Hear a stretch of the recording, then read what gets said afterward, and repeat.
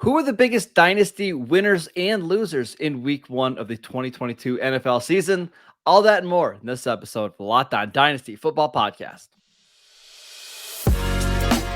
You are Locked On Dynasty Football, part of the Locked On Podcast Network. Here are your hosts, Marcus Mosher and Kate Magdziuk.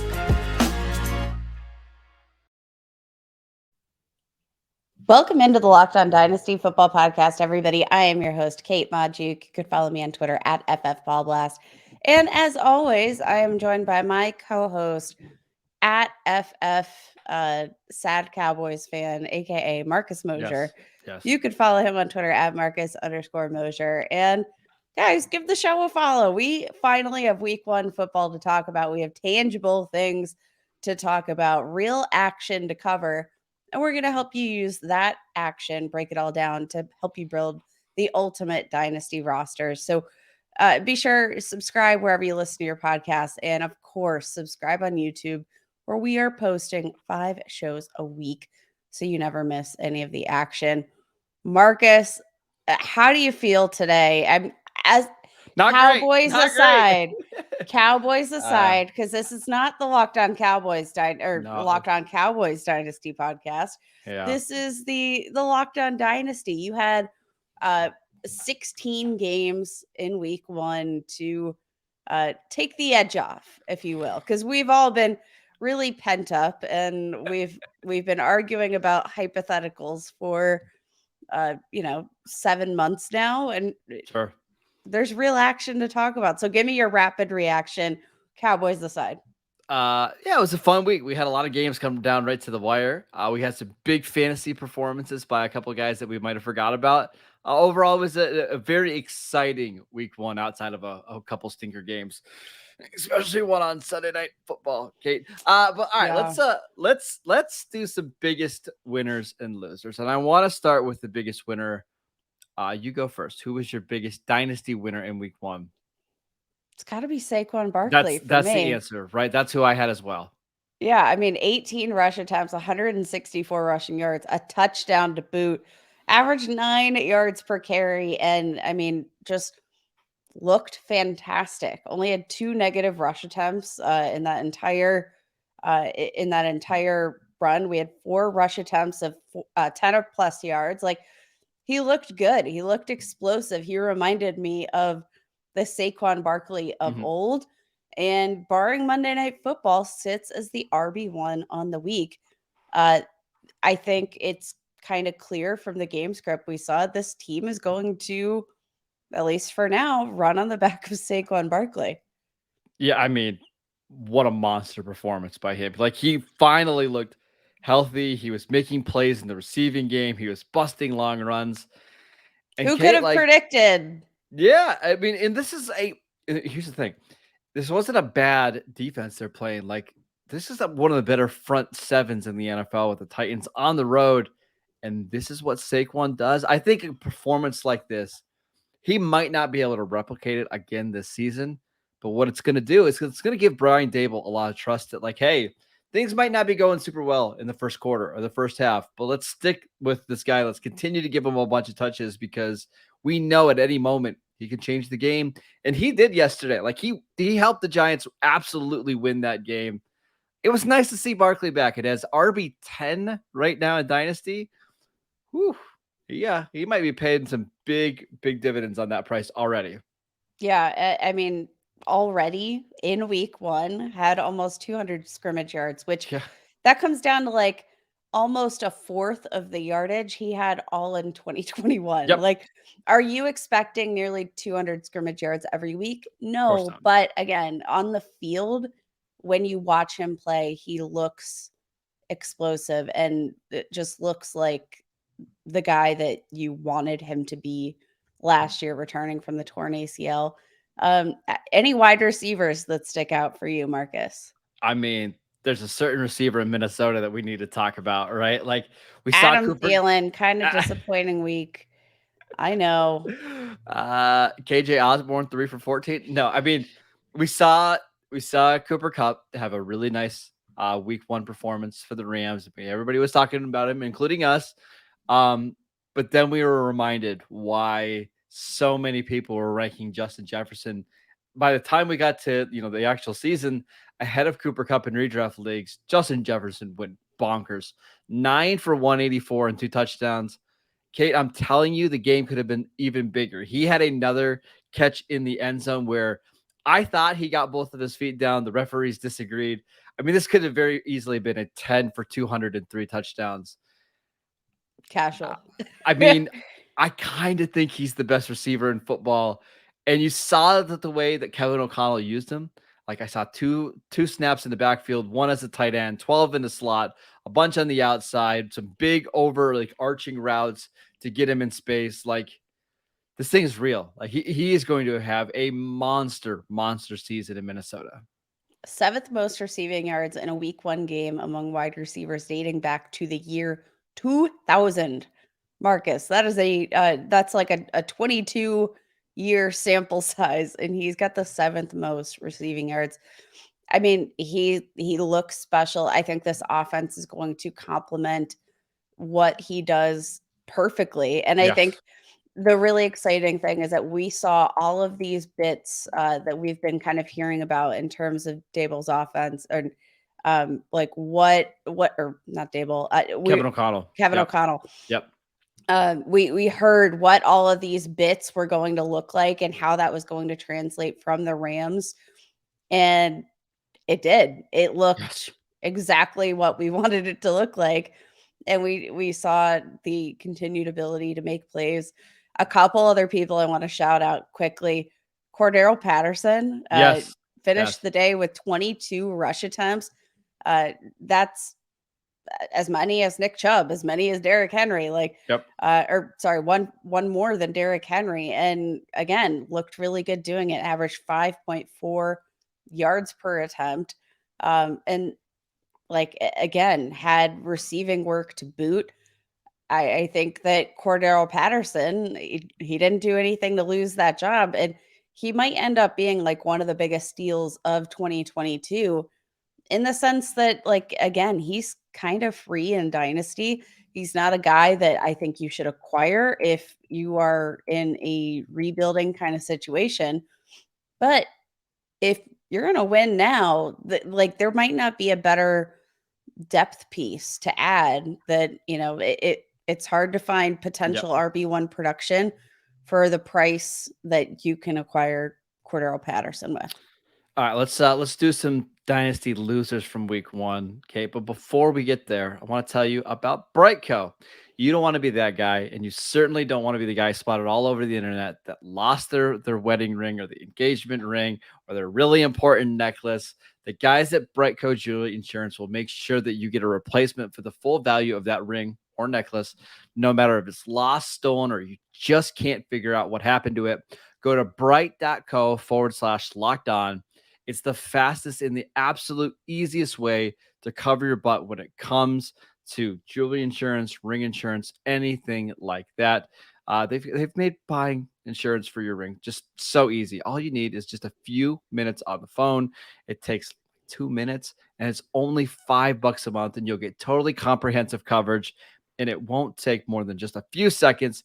Check it out at bright.co/locked on. Again, go to bright.co/locked on. Get the absolute best coverage for your wedding ring, engagement ring, or whatever kind of jewelry it's special for you. All right, okay. Biggest dynasty loser for you in week 1. Travis Etienne. Guys, I'm bummed. I'm really sad to see the usage that we saw for Travis Etienne in week 1. I had him ranked quite highly, but Marcus came out, only had 4 total rush attempts, which kind of mind-boggling considering 2 of them went for 10 or more rush yards. One of them went for over 20 yards, and he still just didn't get involved. And I really thought that we were going to see him be featured a bit more. We saw James Robinson in his return from the Achilles have 11 carries, 66 yards and a score, and he looked good. But man, Travis Etienne's lack of involvement out of the gate, I'm sure they're going to ramp that up. Well, I would also say there was another play really quickly. There was a play late in this game where Travis Etienne was wide open for a touchdown and he dropped it. And it probably would have helped the Jags win this game. When you're doing stuff like that, I know it's his first game in the NFL, but still it's concerning.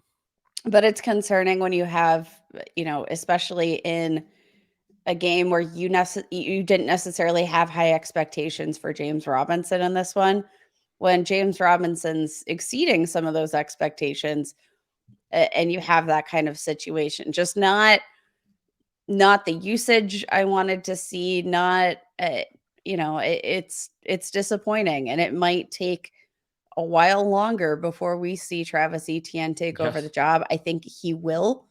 But I think we're going to need to be patient for our fantasy football teams. I'll go with another running back, same division. What about Dameon Pierce? Yeah, we were told all the last couple of weeks, and we saw it, that he didn't play in the preseason because he was going to be with the starters. Dameon Pierce, 11 carries for 33 yards. Rex Burkhead out touched him, 14 carries for 40 yards. Burkhead got 5 catches for 30 yards in the passing game. And the thing that's weird here, Kate, is like, this is the perfect game for Dameon Pierce, right? At one point, the Texans were up 20-3 going into the fourth quarter. So would you think, oh, this is perfect. Allow him to wear down the Colts defense and let him get the workhorse load. Didn't happen. It feels like this is still going to be a committee at best, right, for Dameon Pierce. It's a blow if you traded valuable draft capital for him, thinking he was going to be a RB1 right away. I mean, I think, again, kind of like Travis Etienne, I think this is going to be his job. But, again, if I saw Dameon Pierce get a ton of carries and like 11 was like more than enough for me, this was a tough defense. Like, this was not the ideal matchup, despite the fact that they were able to get a lead. Ended up obviously losing that lead at some point and the game script flipped. But I think that this is going to be another situation where, again, you have to be patient and you're going to be probably a little bit disappointed. But I think all in all, like what you saw from the Texans, pretty encouraging in terms of what they were able to do on defense. And I think they looked a little bit more dominant than probably anybody expected coming out of the gate. Brandon Cooks looked good. I think this entire team is headed in the right direction. So, I'm not dropping Dameon Pierce. Do not do that just yet. And do not drop Travis Etienne just yet. But if you have better options on a week-to-week basis for your flex, you're going to need to use them. I've got 2 more, and I want your thoughts on both. First one, Naji Harris. I mean, he didn't look good before he got hurt. He had 10 carries for 23 yards, and that included a run of 11 yards, Kate. 2 catches for 3 yards in the receiving game, did score a touchdown. It didn't look like there was a big difference between him and Jaylen Warren, the Steelers' undrafted free agent. We knew that Naji had a foot injury coming into this game. He left the game with some kind of ankle injury. I'm sure it sounds like he's going to be okay, but still, this offensive line for Pittsburgh seems really, really bad. And I just don't know if Naji is going to be able to get the volume that we saw a year ago to be, a top 5, top 6 dynasty running back. I mean, especially not if he's not healthy. I mean, all signs say that it's not a serious injury, but again, what does that really mean? I think we should expect him to be missing time, right? Mm-hmm. I'm not taking it for granted that we're going to have him this week. And if he plays in week 2, Marcus, he's not at all healthy. No. And I'm just not interested in that. If he's active, of course, you have to play him in your team, in your lineup, but not a great outlook. Again, the offensive line really not going to be conducive to efficient running. And I think that, the way that the Steelers are going to have to work this run game is by, orchestrating some designed runs, like for the wide receivers. We saw Chase Claypool get involved as a runner. That's probably how they're going to try to orchestrate the run game, is by, miscues and misdirections, and because they can't do it with Well, the offensive line is bad. just to get into like that game a little bit, everything Pittsburgh did on offense was like smoke and mirrors, right? Like there's no base of their offense that they can rely on consistently. So it has to be jet sweeps to Chase Claypool or end arounds or fleet or double passes, kind of like they did to get the one big, like that's kind of the way their offense looks right now. Yeah. I mean, Marcus, you weren't feeling good as a Cowboys fan. I'm not feeling good as a Steelers fan. Can we It's talk about the Cowboys just really quickly? Because honestly, one of the biggest losers on Sunday is CeeDee Lamb. Did not play well with Dak Prescott. 2 catches for 29 yards.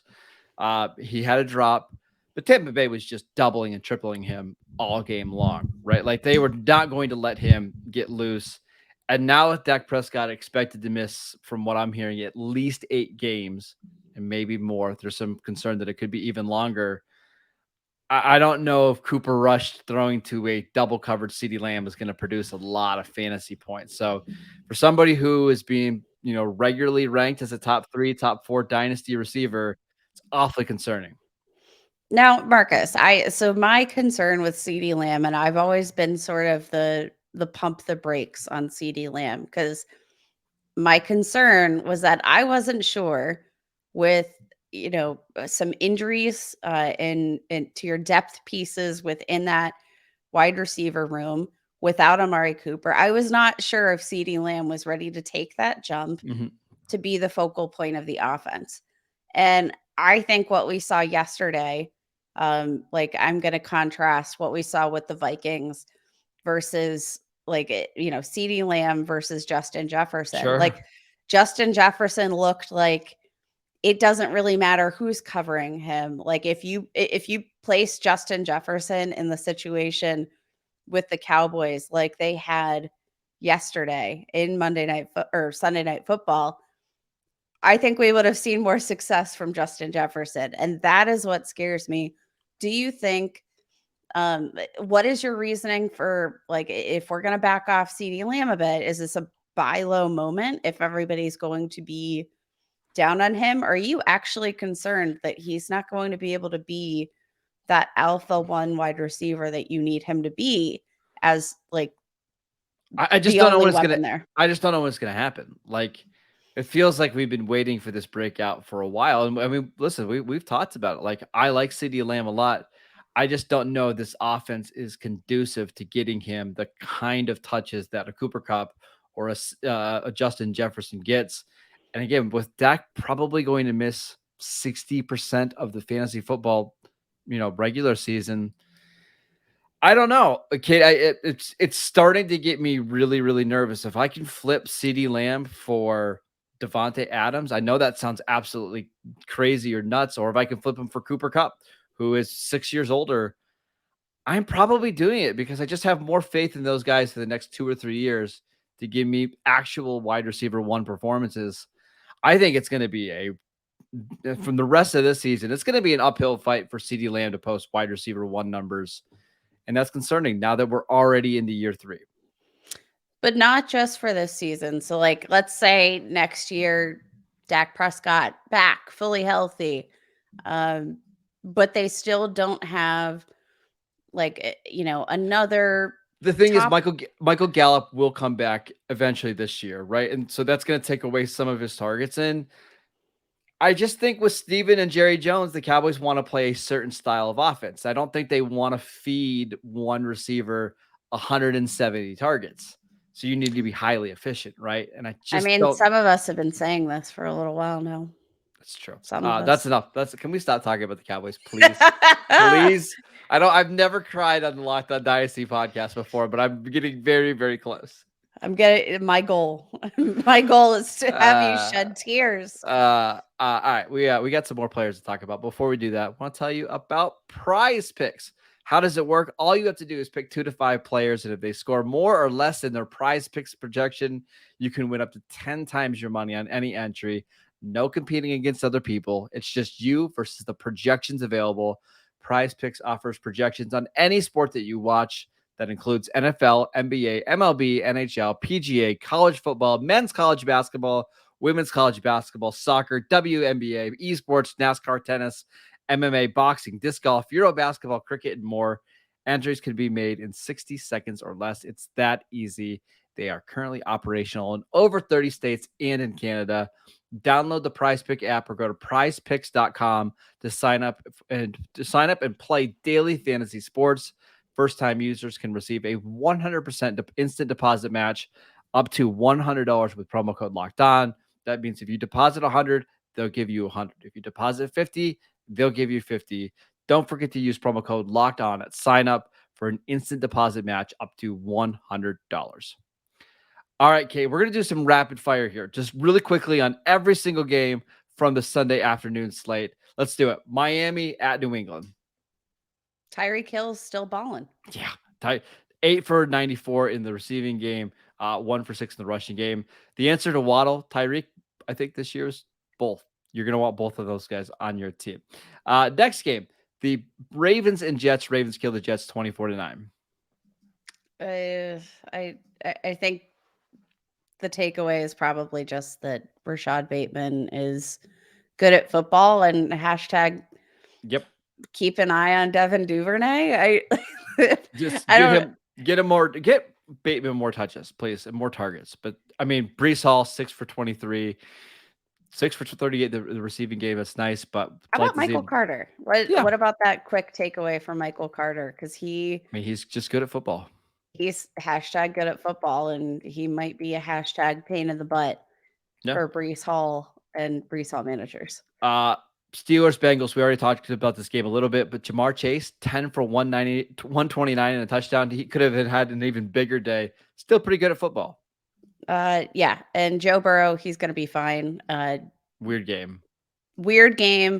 And, I kind of projected this to be not a great outing for Joe Burrow. I didn't expect what we got, but I mean, let's be real. He had a ruptured appendix. He's been out the preseason, missed some valuable time with team drills, and he's just got to get his footing back, and he will. He's going to be fine.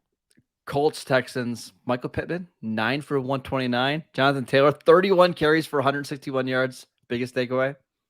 I mean, it's got to be Michael Pittman. He is showing to be the wide receiver that we wanted him to be. This is a breakout season. Currently heading into Monday Night Football, sitting as the wide receiver 5 on the week. All right, next one. Jacksonville, Washington. For me, Kate, Antonio Gibson, 14 carries, 58 yards, but 7 for 72 in the receiving game. Looks like they kind of finally unlocked him. Yeah, I think he's going to be just fine. And whoever in your redraft leagues drafted him probably got a nice deal. But I'm going to actually pivot here. And I'm going to say Carson Wentz, interesting player to look at heading into week 2. Gets another matchup against the Lions this week. So if you've got him as a QB2 in your super flex leagues, I do think we need to be considering Carson Wentz. Posted almost 28 fantasy points, had 41 pass attempts, 313 yards, 4 touchdowns, and 2 interceptions. I think it's going to be one of these situations for Washington where it's not necessarily pretty, but I think Carson Wentz, as long as he's the quarterback, I think he's going to probably score some fantasy points. So worth a look and worth a potential trade target in some of those super flex 2 quarterback formats. 49ers, Bears. Did we just throw out everything in that game because it was so sloppy? Okay. At what point, honestly, can teams just show up and say, I'm not playing on that? What do the Bears do? That was pretty close. That was close. It's bad. It's bad. It's real bad. They need to fix this. I don't know what the solution is, but we need a drainage system, guys. I don't know. Eagles, Lions, rushing yards all over the place in this one.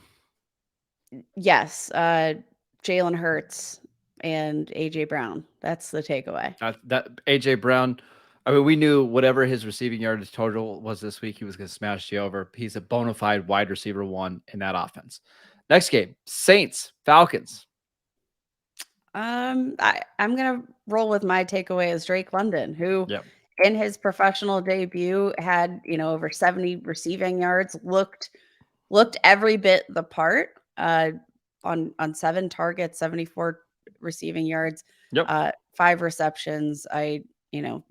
Played 72% of offensive snaps this week coming off an injury. I think this is just the beginning for Drake London. And I would also mention Michael Thomas, 5 for 52 and 2 touchdowns. Whew, that honestly, I can't believe I didn't mention that. As That's all right. He's back, which is good to see. Browns, Panthers. Baker Mayfield looks bad. That's my takeaway. Yeah, Nick Chubb and Kareem Hunt were incredible in this game. If you watch it, those guys were awesome. They might be able to keep the Browns alive just because they're such good football players. Did we not know that? We knew that. We needed to be reminded. Giants, Titans. We kind of talked about that game quite a bit with Saquon Barkley. Derrick Henry, 21 for 82. It's whatever, but I don't think we needed to talk about that one anymore. Raiders, Chargers, Kate. Derek Carr doesn't look great. But the biggest takeaway has got to be Devontae Adams, because he did everything that you wanted him to do and more. Devontae Adams looked great without Aaron Rodgers yesterday. Aaron Rodgers did not look great without Devontae Adams. And 10 for 141 and a touchdown. But the kicker here, Marcus, 17 targets.